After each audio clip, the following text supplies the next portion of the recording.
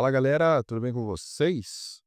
Bom, o vídeo de hoje é sobre um problema real que eu tive e eu queria trazer a solução que eu gostei mais para vocês.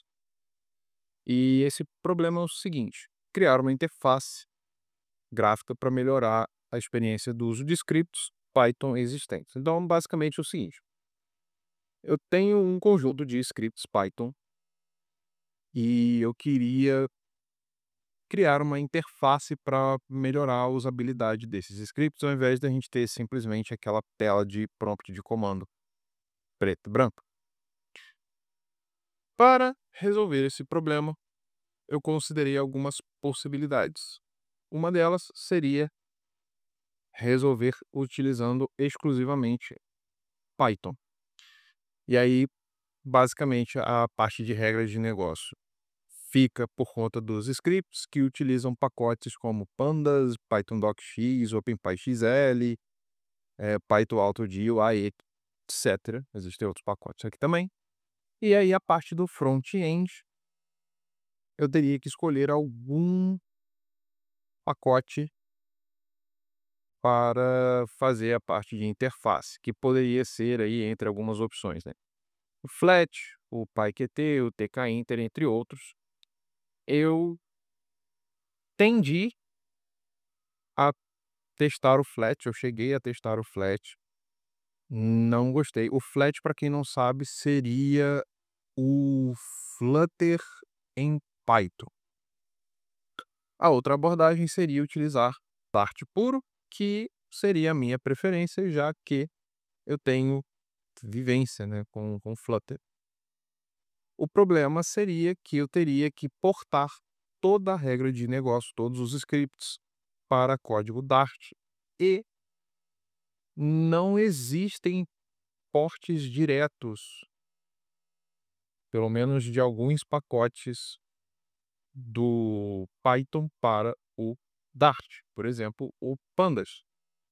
Eu poderia tentar utilizar um conjunto de pacotes Dart para tentar reproduzir minimamente, mas é isso, eu teria que reescrever o Pandas, não agrada essa ideia. E aí o front-end seria, né, utilizando o Flutter com alguns pacotes, entre outros, né, eu listei aqui 3 principais, além do próprio Flutter. E há uma outra alternativa que foi justamente trabalhar com os 2. A gente manter a regra de negócios do Python e desenvolver o front-end, usando o Flutter e os seus respectivos pacotes necessários e juntar os 2 de alguma forma. E aí a questão é que esse vídeo é justamente sobre como fazer isso, porque essa foi a abordagem que eu preferi. Então vamos lá. Neste projeto, eu tenho 2 pastas, né, uma pasta Python que eu criei e que está ainda vazia, e a pasta do projeto Flutter, que eu criei aqui com o próprio VS Code, né, abrindo aqui a gaveta de comando, Flutter New Project, e chamei ele de front-end. E em seguida, no meu projeto Flutter, eu adicionei a pasta do Python eh, como uma parte aqui uma pasta do workspace para facilitar, não ficar fazendo muitas idas e vindas ali, ou ter que trabalhar com 2 janelas separadas. E aí a gente começa, né, eu vou começar aqui com vocês pela parte do Python. Então aqui no meu workspace do Python, eu vou criar um arquivo novo, que vai ser o meu script, eu vou chamar aqui de counter.py. E nesse script, eu vou criar então uma função, vou chamar de increment. A propósito, valor inteiro e retorno inteiro. Eu não expliquei para vocês o que que a gente vai desenvolver aqui, né? Esse projeto padrão do Flutter, ele é um contador. Então a gente tem aqui o counter padrão, A proposta é substituir essa regra de negócios aqui, que faz o incremento, por um script Python que a gente vai executar diretamente pela nossa aplicação. Essa é a essência do projeto. Claro que isso é uma abordagem, né, é um exemplo bem simples, dá para complicar bem mais, mas vamos por partes, né. Então, a gente vai começar trazendo essa regra de negócios para o nosso script. Então eu vou criar aqui uma função que eu chamei de increment, que espera receber um valor inteiro e ela vai retornar para a gente um valor inteiro também. Então, essa função ela nada mais é do que um return valor mais um. Como que a gente faz para executar essa função? Se $name for igual a $main, o que que a gente vai fazer? A gente vai executar aqui o increment, passando um valor para ela. Esse valor vai ser armazenado no resultado, uma variável resultado, e no final basta a gente imprimir esse resultado. Essa é a essência. Só para a gente fazer um teste aqui, vamos dizer que aqui a gente estivesse passando o valor 2. Então, para executar esse script, vou abrir aqui uma janelinha no terminal, ele já está aqui na minha pasta Python. E aí a gente faz o quê? Python counter.py. Então recebemos aqui o valor 2 na função e ele faz um incremento para 3 e imprime esse resultado. Mas o que a gente precisa é, de alguma forma, passar o valor a ser incrementado para o nosso script. Isso a gente pode fazer utilizando argumentos. Vocês já devem estar habituados com isso, né? Então a ideia seria fazer algo assim, Python counter.py, e aí a gente passa aqui, né, o valor a ser incrementado. Como que a gente faz para recuperar aqui no nosso script esse valor que foi passado? Para isso a gente vai precisar importar aqui um port 6 e aqui no nosso script o argumento nada mais é do que a gente vai acessar aqui o pacote sys.argv. Isso aqui é uma lista e como o nosso valor a ser incrementado vai ser o último item dessa lista, então a gente pode passar aqui acessando a última posição. E agora o que a gente precisa fazer é passar esse argumento aqui para a nossa função. E, a princípio, está tudo certo. Então, se a gente passar aqui agora o valor de 5, a gente vai, ter um erro. Qual é o problema aqui no nosso caso? Esses argumentos, mesmo que a gente não passe aqui entre aspas, eles são lidos como string. E, como a gente especificou aqui, né, a gente espera receber um valor inteiro para poder somar esse valor com mais um. Então, para a gente resolver este problema, basta a gente fazer o seguinte, o valor a ser incrementado nada mais é do que a conversão para inteiro do nosso argumento. E aí agora a gente passa esse valor aqui como argumento para a nossa função. E agora sim, a gente executar novamente o nosso script. Pronto, ele já está funcionando. Beleza? Então, se a gente passar aqui o valor 10, ele vai printar 11. Muito bom. Qual é o problema a seguir? Como vocês podem perceber, a princípio a gente está condicionando a presença do Python na máquina do nosso usuário. Então, uma possibilidade seria, né, a gente solicitar a instalação, ou a gente mesmo arrumar uma maneira de embutir um instalador do Python, instalar para poder executar esses scripts. Uma forma menos invasiva, eu diria, seria a gente utilizar ambientes virtuais. Como que isso funciona? Se a gente vier aqui na nossa gaveta de comandos, a gente digitar aqui, ó, Python, ó, criar. Ele tem aqui a possibilidade para a gente criar um ambiente virtual. E aí tem, né, a possibilidade de trabalhar com o ambiente Conda, do Anaconda, ou do Virtual Environment, que é a solução que eu prefiro, né, que eu tenho instalado aqui. Já tem funcionando. Então a gente vai utilizar aqui nossa pasta do Python e a versão, nesse caso, 3.12.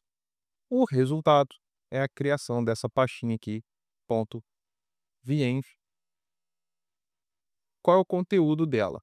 Aqui na pasta bin, vocês vão perceber que a gente tem, ó, o pip, o script de ativação do ambiente virtual e o interpretador, digamos assim, do Python. O problema aqui, né, o problema não, o detalhe, é que no Linux e no macOS é criada essa pasta bin com esses três links simbólicos. Ó, tá até dizendo ali pra gente, ó, link simbólico. No Windows não é criada a pasta bin, tá? É criada a pasta scripts, e na pasta scripts, junto com os scripts de ativação,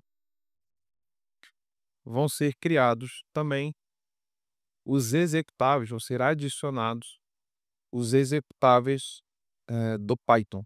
Então aqui realmente seria python.exe. Então é um pouquinho diferente a dinâmica.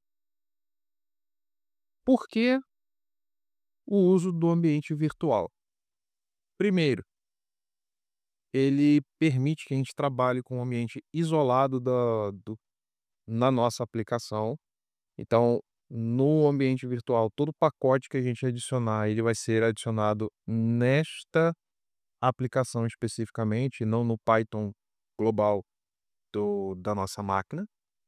Segundo, mesmo que a gente precise trabalhar com pacotes externos, esses pacotes estando instalados no ambiente virtual, na hora que a gente utiliza o interpretador do ambiente virtual, ele automaticamente já tem acesso a esses pacotes.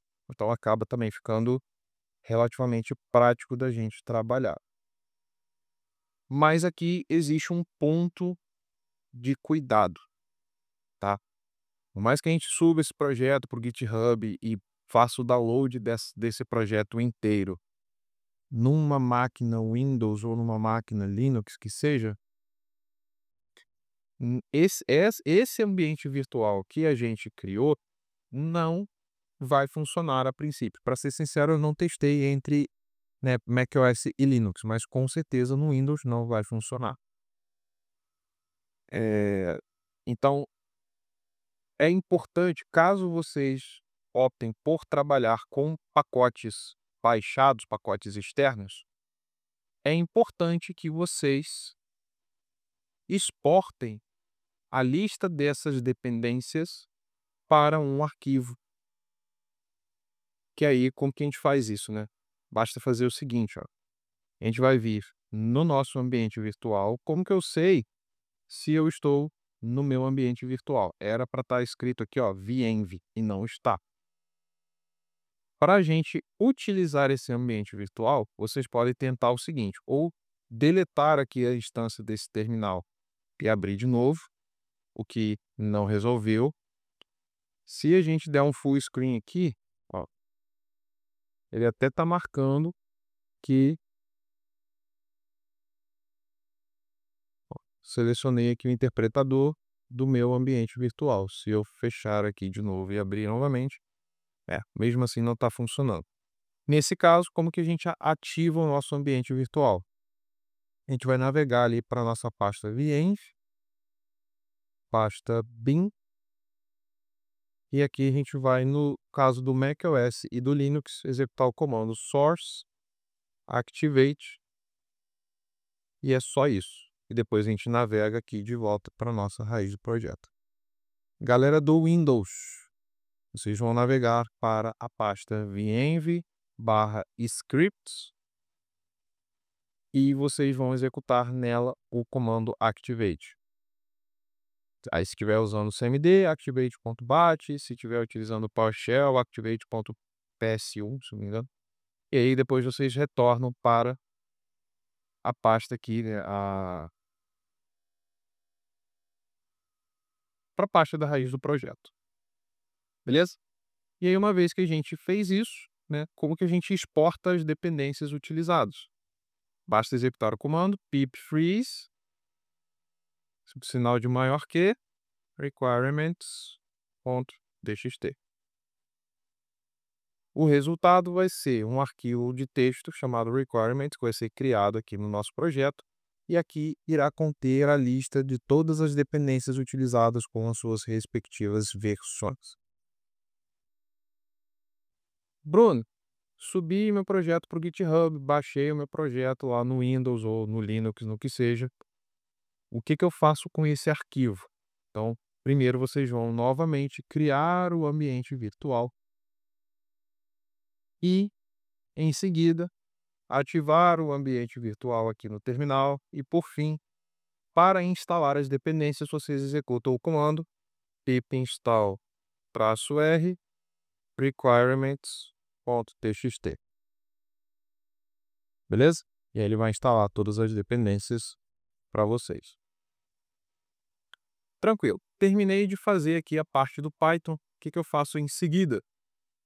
Vou vir na pasta do Python, vou selecionar todo mundo aqui e vou compactar ou comprimir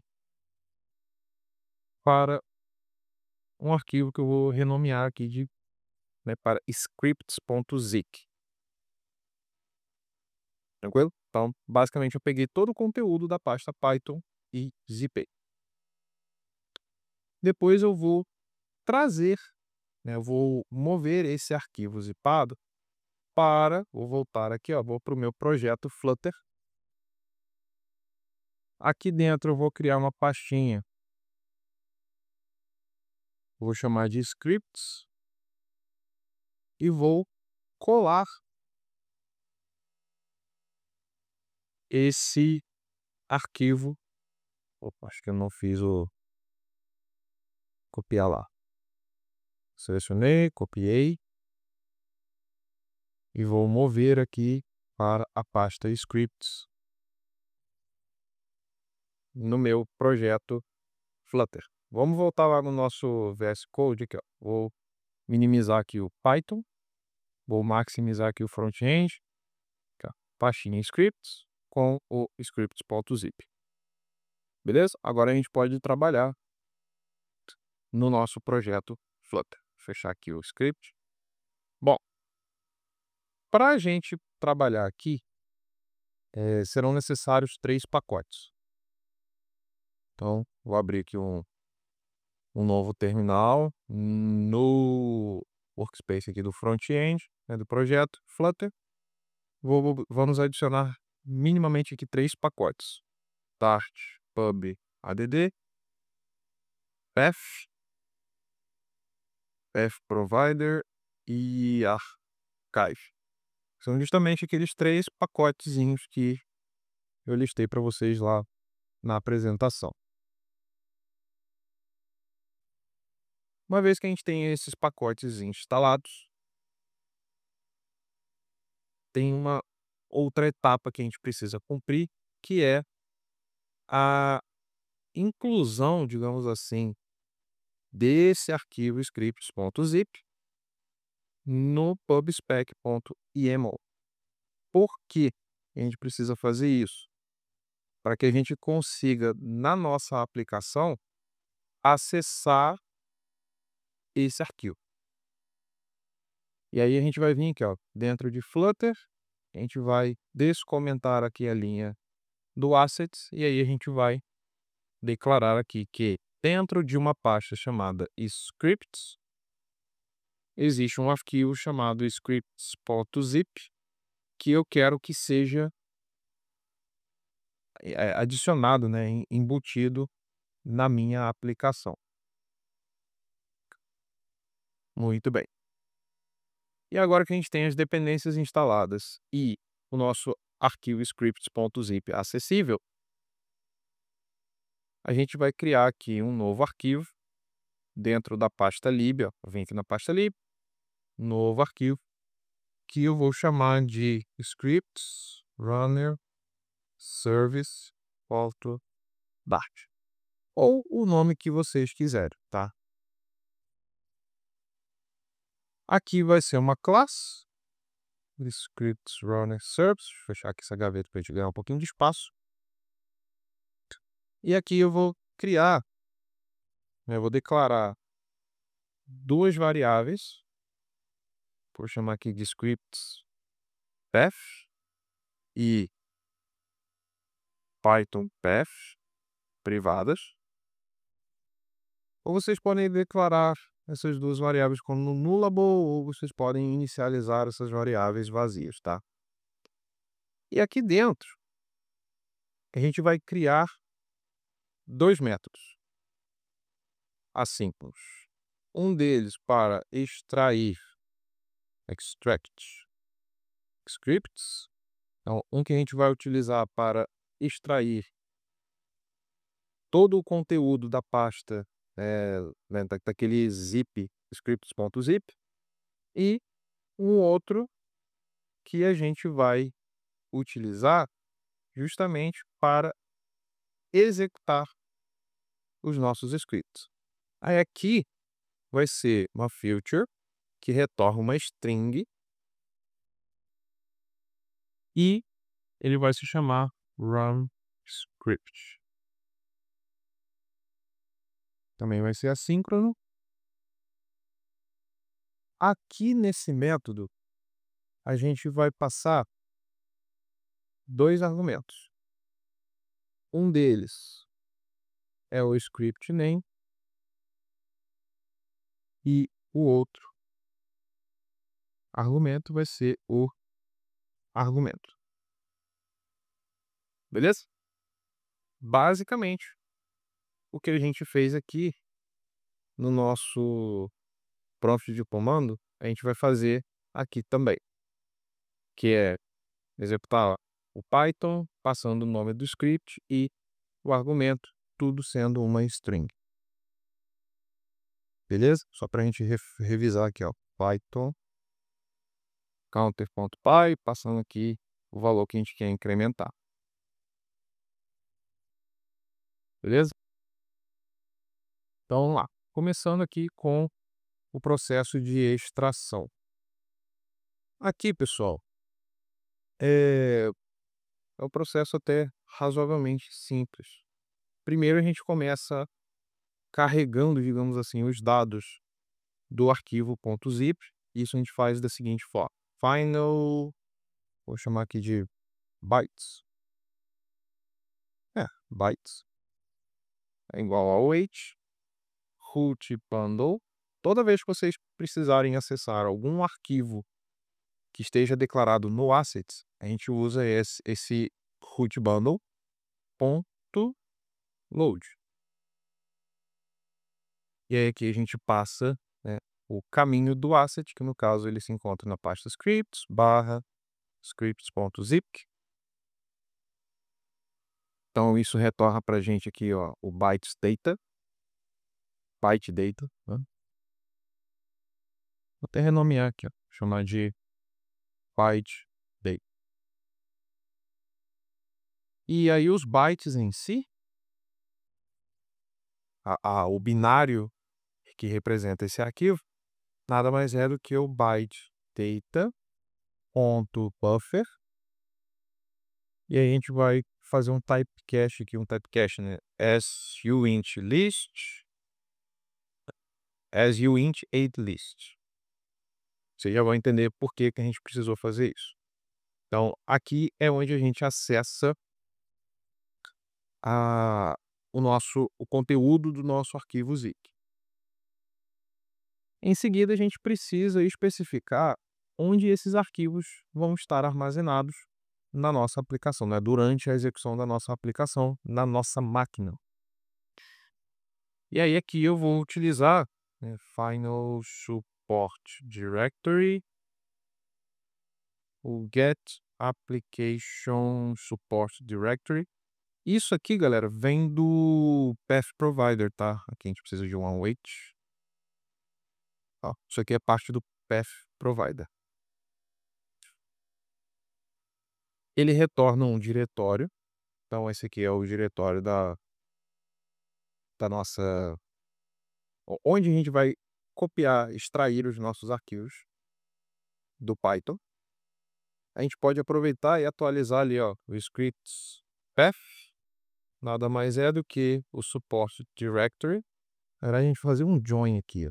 Por isso que a gente precisou instalar o path.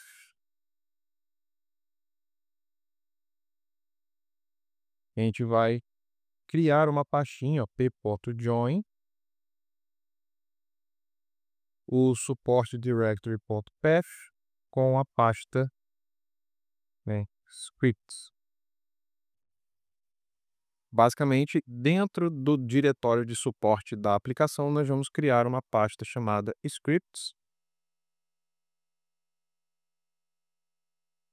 A gente vai criar aqui um diretório a partir desse caminho, directory, passando aqui o scripts path. Aqui a gente tem certeza que ele não é nulo, então a gente pode colocar aqui um pontinho de exclamação. Por que que a gente precisou criar essa variável aqui? Que a gente vai verificar final script is scripts directory existing, sei lá, que seja. Vocês entenderam, né? A gente vai verificar se se essa pasta existe. Se essa pasta não existe, não é existente, a gente vai criar. Então, await script directory.exist. Bruno, mas e se ela já existir, se ela já tiver algum conteúdo? Então vocês podem fazer aqui o caminho contrário. Se ela existir, vocês podem fazer a exclusão, passando aqui esse recursive como true, e aí todo o conteúdo dessa pasta vai ser deletado. Claro que no caso de uma aplicação real, a gente vai verificar se, por exemplo, se houve alguma mudança de versão, alguma mudança de código no script, porque uma vez que esses arquivos são extraídos, se eles não são alterados, não faz sentido a cada inicialização da nossa aplicação a gente fazer a extração desses arquivos, né? Deletar tudo que já existe e criar de novo. Então vocês podem implementar uma lógica de verificação caso tenha havido alguma mudança, né, no código, aí ele deleta e extrai novamente. E aí, para isso, para fazer essa exclusão, esse aqui é o caminho. Para deixar simples, a gente faz deleta e cria de novo. Script directory.create. Dá até para a gente passar aqui esse recursive true. Esse recursive, galera, é para ele acessar, né, e sair excluindo ou criando tudo que tiver dentro também. Como a gente está criando uma pasta vazia, nem precisaria desse recursive, mas se a gente deixar também não vai fazer mal, não faz nenhum problema. Agora, a gente vai criar uma nova variável. Eu vou chamar aqui de archive. que vai ser um zip decoder. E a gente vai fazer o que com esse zip decoder, né? A gente vai fazer um decode do nosso arquivo .zip. Então, decode bytes, passando ali o conteúdo do nosso arquivo .zip. E a gente também vai criar aqui uma nova variável, vai ser uma lista de archive file. Vou deixar tipado só para facilitar a visualização de vocês depois. Vou chamar aqui de symbolic links. Isso aqui vai ser uma lista vazia. Galera, é importante na hora de fazer a descompactação tratar arquivo como arquivo, pasta como pasta e link simbólico como link simbólico. Caso contrário, não vai dar certo, não vai funcionar. Então, como que a gente procede a partir daqui? A gente começa iterando nossa variável archive or final, chamar de entry in archive. Se essa entrada for um symbolic link, a gente vai adicionar essa entrada, né, ali na nossa lista, symbolic links, ponto, add, enter. A gente vai tratar isso depois e a gente manda continuar. Agora, se essa entrada, né, se esse item do archive for um arquivo, então a gente vai fazer o seguinte: a gente vai escrever aqui output string, string é igual output file string. E aí, o caminho que a gente vai passar é o seguinte: a gente vai fazer aqui um join do nosso scripts path, seria nada mais do que o caminho ali da pasta script, com o file ponto, não é nem file, né? É o entry auto name.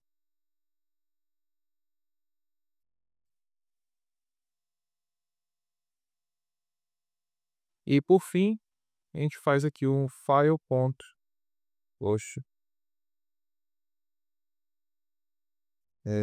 entry ponto write content, passando aqui esse output string. E, por fim, a gente tem que fechar ponto close. A gente tem que fechar essa, fazer um await aqui para a gente fechar esse string de dados. Deixa eu botar uma vírgula aqui para ficar melhor. Então, o que que a gente faz aqui? Ó? A gente criou um string de dados que vai ser basicamente por onde a gente vai acessar o conteúdo desse arquivo. E aí a gente vai escrever nessa entrada, né, o conteúdo. A gente vai escrever nessa string, para esse caminho, o conteúdo da entrada, que é um arquivo. Perdão, foi errado aqui, o contrário. E, por fim,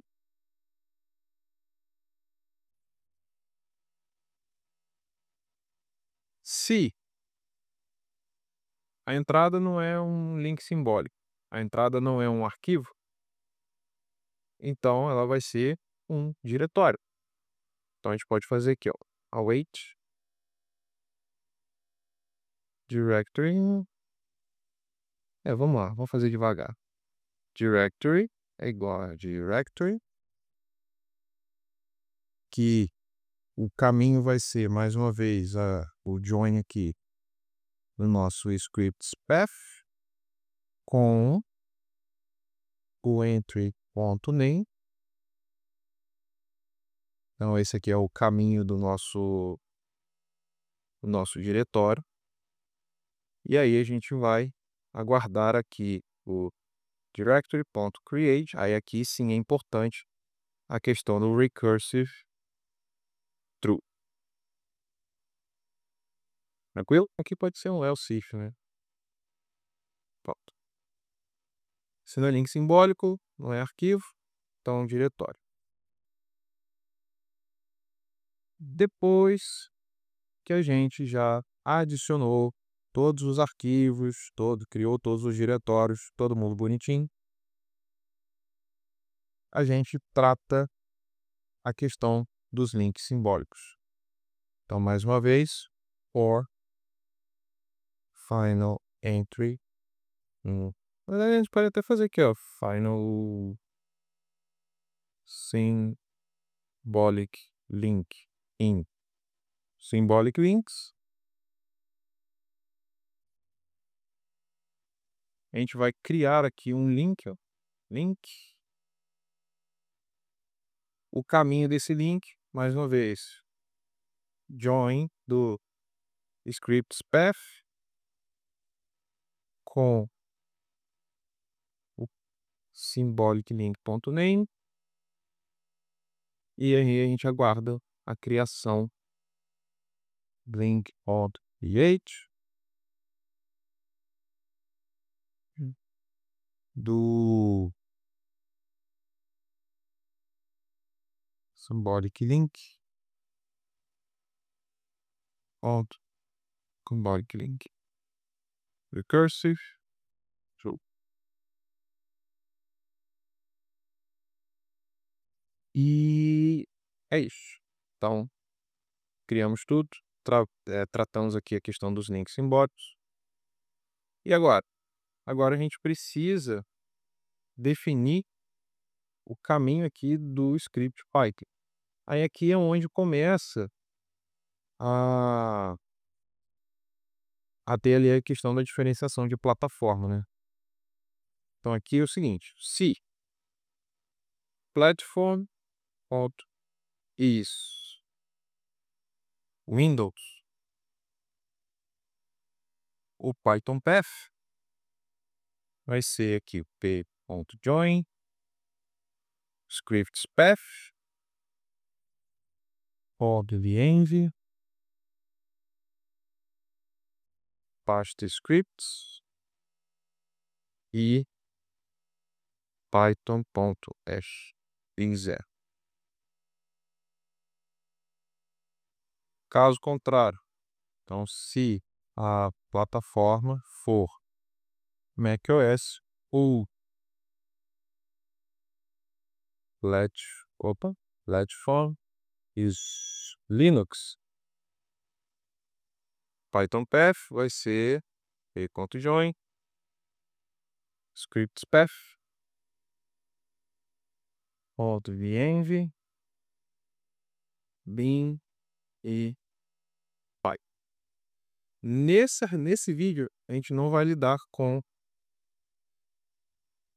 mobile, Android e iOS, nem web. Então, caso contrário, a gente dá um throw aqui, unimplemented error, platform not supported. É plataforma não suportada.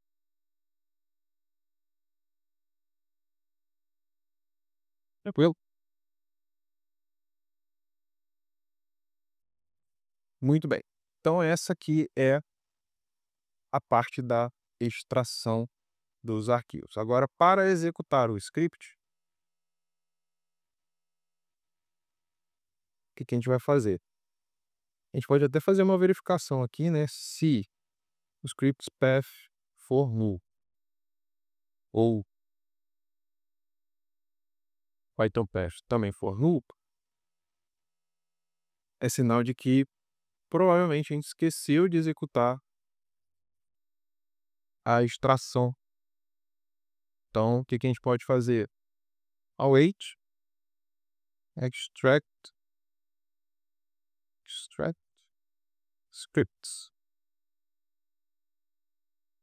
Então, a gente aguarda a extração. A gente pode até fazer um tratamento aqui também.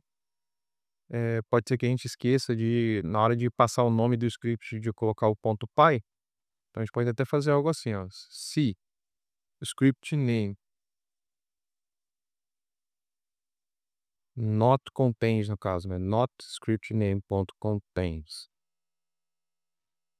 .py, então a gente faz o seguinte, ó, script name vai ser substituído por script name, né, com o cifrão ali para a gente repetir o nome do script, colocando aqui o .py ao final. Certo? Muito bem. Agora que a gente tem o nome do script, a gente pode especificar o script path,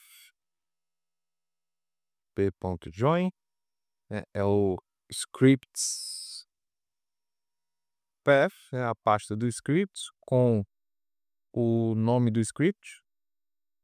Então, dentro da pasta script, nós queremos o counter.py. E a execução vai ser o seguinte: final process é igual a process.run.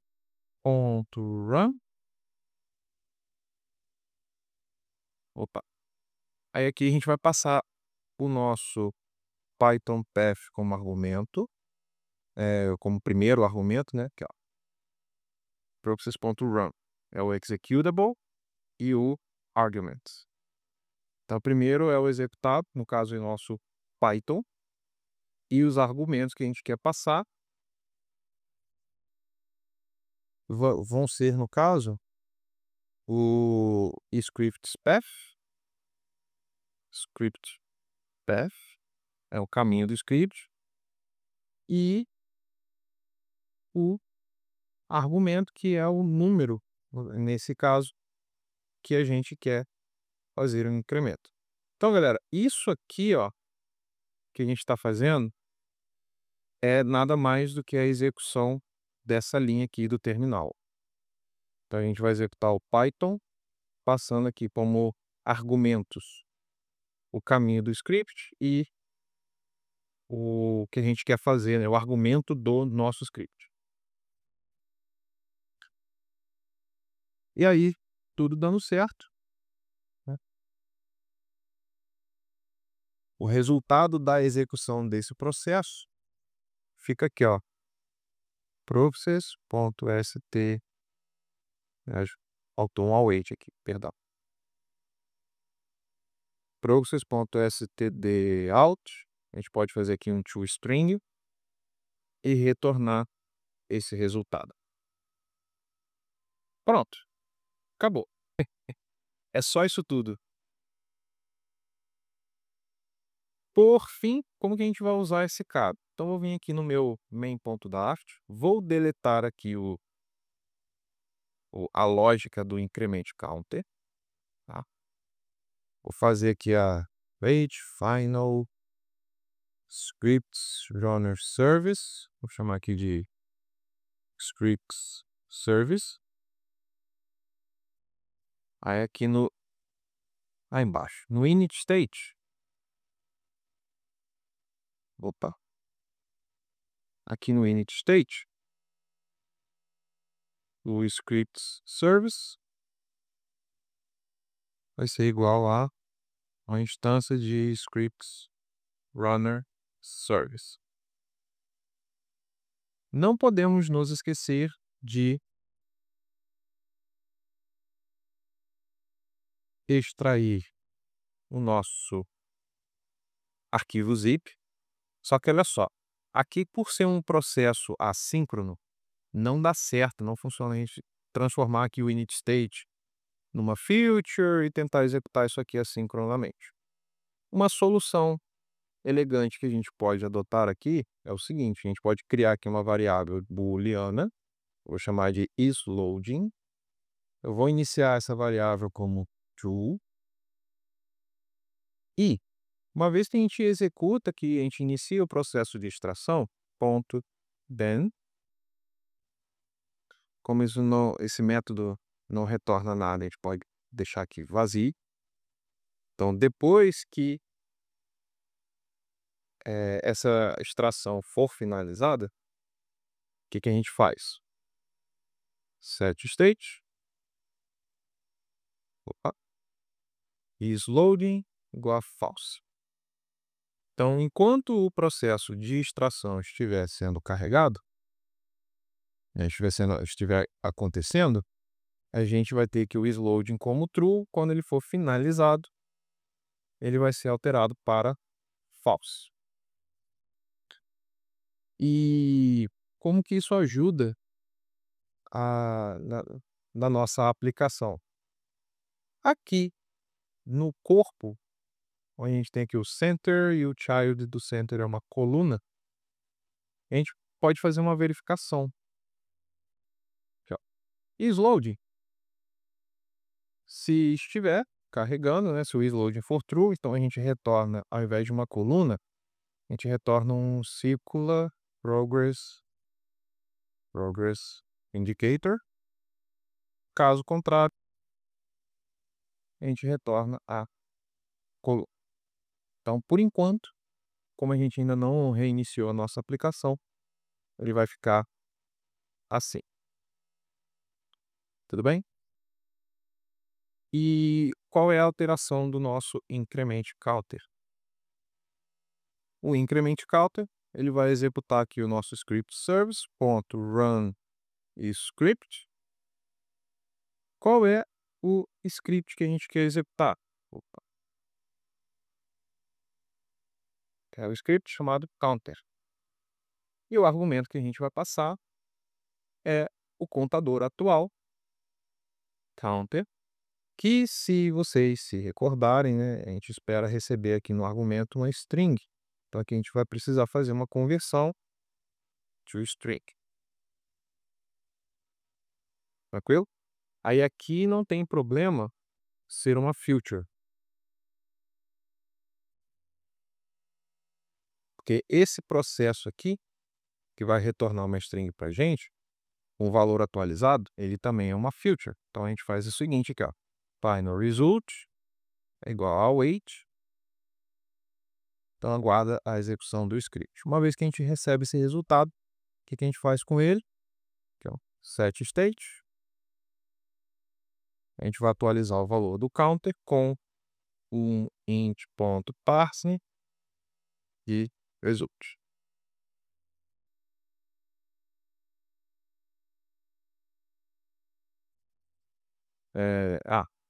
Na hora que eu salvei, ele tornou o counter aqui como final. É só a gente deletar esse final aqui. Pronto. É isso. E se tudo deu certo, agora a gente reinicia aqui a nossa aplicação. É. Como uma dessas dependências, o Path Provider é um plugin, então a gente tem que parar nosso aplicativo e executar de novo.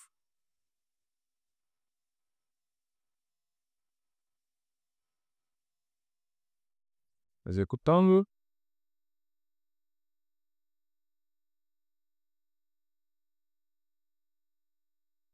Na verdade, construindo, né? Tá no processo de build.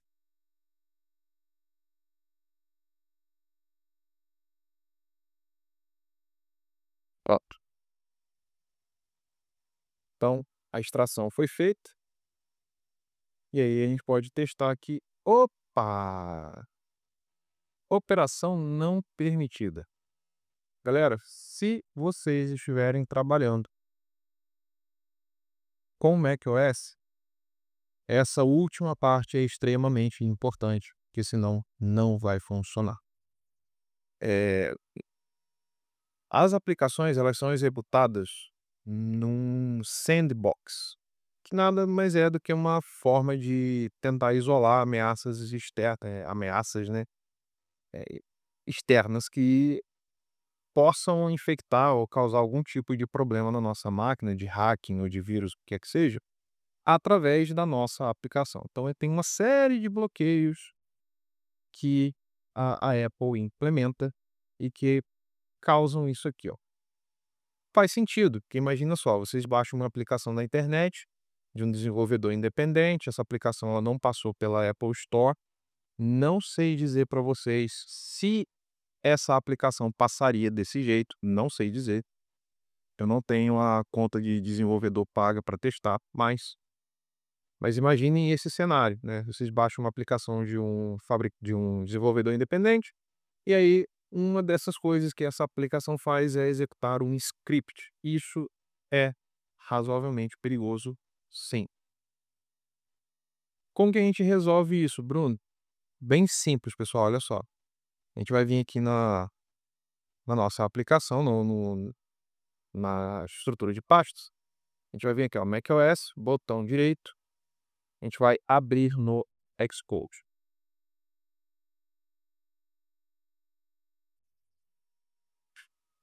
Com a nossa aplicação aberta no Xcode, basta a gente vir aqui em Runner, fazendo a indexação e processamento dos arquivos Runner, Signing and Capabilities, e aí a gente tem aqui esses dois sandboxes, ó, que é um para o Debug Profile e o outro que é para o Release. Basta a gente deletar esses caras.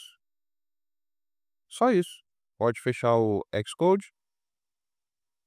Deixa eu ver se a gente precisa se reiniciar aqui, a aplicação já vai ser o suficiente. Não, tem que parar e executar de novo. Então a gente para a aplicação, roda ela de novo. Faz sentido, porque a gente fez uma mudança, né? Então tem que ser gerado um novo executável. Então tem que fazer o build ali novamente. Fez a extração e agora, se tudo deu certo, opa, olha lá, que beleza. Temos a nossa aplicação Flutter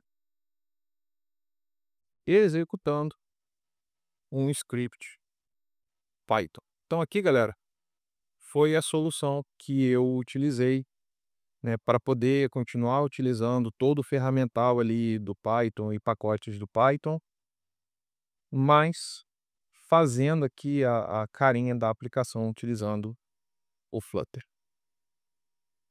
Beleza? Então é isso. Espero que vocês tenham gostado. Qualquer dúvida aí podem deixar nos comentários. Não se esqueçam de curtir, se inscrever no canal para mais atualizações, para receber as atualizações. Muito obrigado por ter ficado até aqui. Até o próximo vídeo e valeu!